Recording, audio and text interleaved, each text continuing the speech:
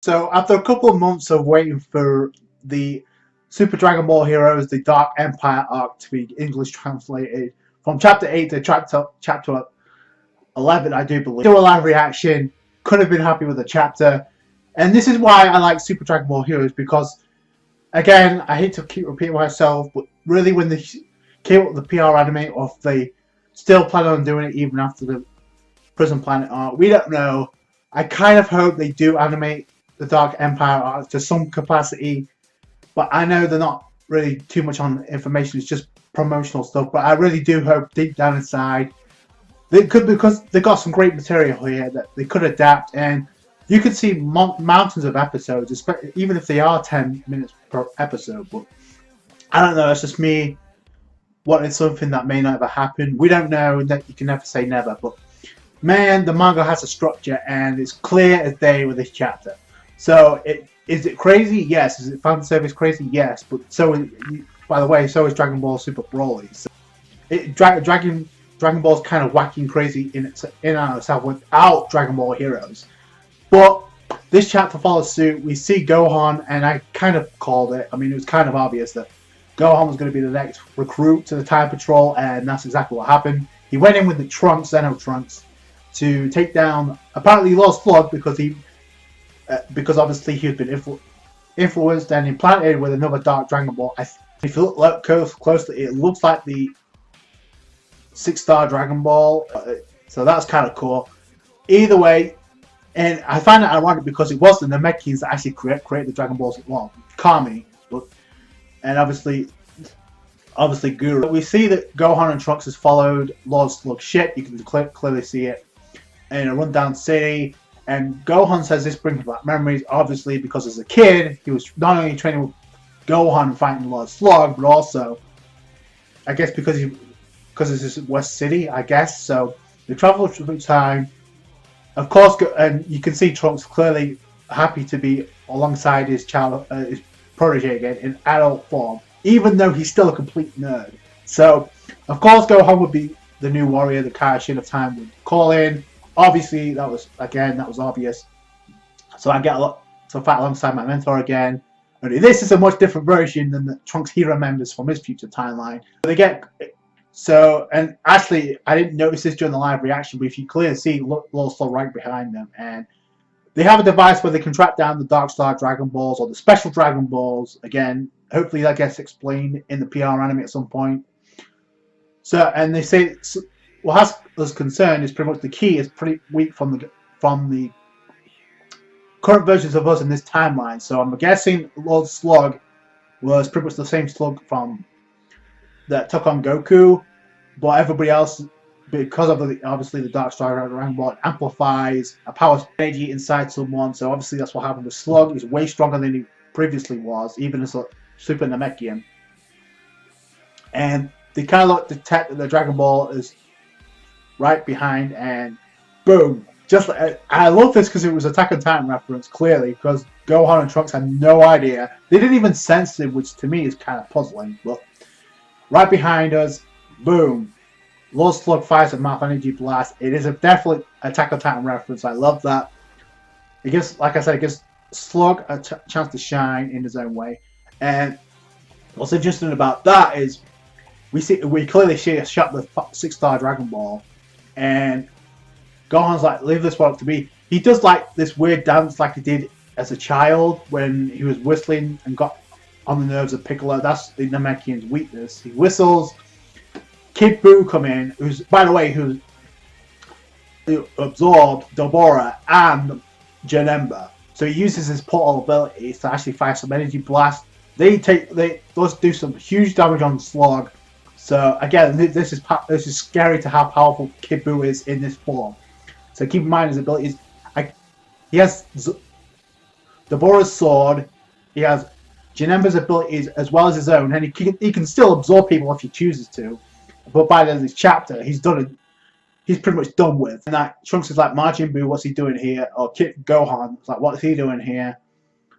To think we keep discovering balls like this. Here comes Toa, and remember in the previous chapter, go after Buu, that led him right to a set of Dragon Balls. So what I like about this chapter, we finally get some insight to more abilities that Toa can do, as well as the demon realm.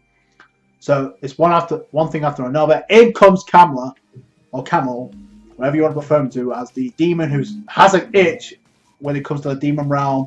He's amplified Lord Slug's abilities to actually give his power a boost, so he grows even more than what he is right now. It's unstoppable, a gigantic titan. And I love the shading when we got to see Gohan, Trunks, and Kamel's reaction. Okay, this could be a problem.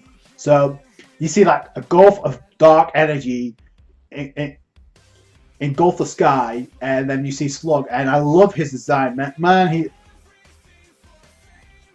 Toa looks like a pimple on Slug compared to the size. It's ridiculous. So I mean, Toa's small initially, but boy, yeah, he's huge. Yeah. When did Toa get some trouble? And this came from Camel, because obviously he has issues with the demon realm. What those issues are, we don't really know. We still don't know, at least not in this chapter. Which is like he was good enough to move in the proper direction, so he wasn't out of control. It seems my efforts to study and improve upon Poutine's power to control darkness paid off. So she learned from Poutine to. So I guess she was the original. She had demon god powers before Toa has it. That's interesting. So, and she had more control, and because of learning off Poutine, Toa actually gained control over a demon god power. So I like that was incorporated, and they actually do bring up what happened when Poutine actually triggered Cell in a similar form. So she does the same thing with Slug. Now, while my odds are in favour, it's time to tend to Deborah. She was actually thinking about going 1v1 against Majin Buu. I don't think that would have worked out good for her, but hand them over, won't you? So Toa's got some pretty good confidence, but he protects them from the blast from Slug, Trunks, and Gohan, that is. So Camel says, it was my intention to protect you, kind of dark, kind of makes you wonder what its true intentions are. Either way, Slug looks beastly. At any rate, find a way to deal with them. Trunks. So Trunks and Gohan's like the first thing they do is let's fuse, like the fusion dance, the Manamorian fusion between Gohan and Trunks. In this chapter, we don't get a name, but I think it's obviously Gohan's. But this is like Trunks' protege fusing with him, and they do mention that because our size is similar, and well, I guess that kind of makes sense because Trunks and Goten, even though they were similar height, they weren't exactly identical, but they were, and nor were they identical when it comes to like power. They had to match each other's ki. That's what happens here. So let's align our ki. So I like how they incorporate that. So that feels. So they do the fusion. So I don't think that's why they went beyond Super Saiyan. These new fusions we've seen, we already see them in base. We saw Vegex, the fusion of Vegeta, and Trunks, the Potara fusion. He never went Super Saiyan. He went in base. He does a barrage of blasts, and it barely does anything to Slug, which kind of makes you wonder what really his power is. Again, it's hard to figure out what continuity of Gohan this is, what timeline he's from, because it's hard to gauge what his power is. But I guess it doesn't really matter in Dragon Ball Heroes. But we do get more information in the manga, so I really do appreciate that. So Slug tries to attack the fusion of Gohan and Trunks. He avoids it, and he's not taking any damage at all. He's too big. As a demon god, in comes Salsa, and I guess Buu actually attacks Salsa as a demon god. It's another battle on between Toa and Salsa against Buu. I can feel my mental power, my busted, adjusted it to the demon god power. So he's been a demon god as well. So he's adjusting, much like Toa's been doing. Then you see Kid Buu stretch his arm and make a portal attack, kind of like Janemba, because obviously he's absorbed by Buu. But Toa sees this coming because her abilities are similar, because she can send blasts into different timelines. Because she can travel through time, she says this coming. She didn't just avoid it. She tanked it and reflected it off. So that was kind of cool, seeing that from Toa. So that's a feat, because remember, Buu is not in this form. Is not a pushover. So Toa says stuff coming. As long as I should be okay. So she avoids another from this time was an energy blast, and then Camel comes in, but that tension grabs her. In comes Buu, and it looks like it's going to turn out badly for Toa. In comes Salsa with assist and actually blocks Kid Boo's attack. So half his body has been tanked by Salsa. So I love that detail. And Toa's like, what are you doing here? And Salsa's like, let me beat this guy in dishonor in front of Lord Mechikabura because he got defeated by Dark Turles. So obviously he wants to redeem himself. So I like that the Demon Realm aren't just arrogant. They do have some pride. And they do have some, I guess, some loyalty to one another. So that's kind of cool. I can't let things down like this. Trick or Tornado. This blast not only sends Kid Buu flying, this is the power of Dabura and Janemba, but also this is combined. Also Slug, and this grabs the Dragon Balls, the Dark Dragon Balls that was inside Kid Buu. He obliterates Kid Buu, the 3 Dragon Balls. Toa's like, I got this. Boo, this is why she's Bay material. She improvises. She grows some dark aura hands, like darkness hands. So I love that, and it reminds me of so much of Kumba with his aura and his energy blast. Like he has claws as well. I guess she did it first, technically. So darkness hands. She grabs the Dragon Balls. She fulfills the mission. Boom. Oops. Too bad. So obviously, making light of the situation of Kamala. So they have the Dark Dragon Balls, and boom, there they go.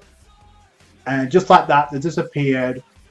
And not only was Kid Buu defeated by Salsa, which gives you a prime example of what his powers are like, but he also obliterated Slug. So that's some serious power, and got the Dragon Balls for Toa. So I mean, props to Salsa for that. Toa improvising, getting rid of the Dragon Balls in the clutches and now of Mechikabura.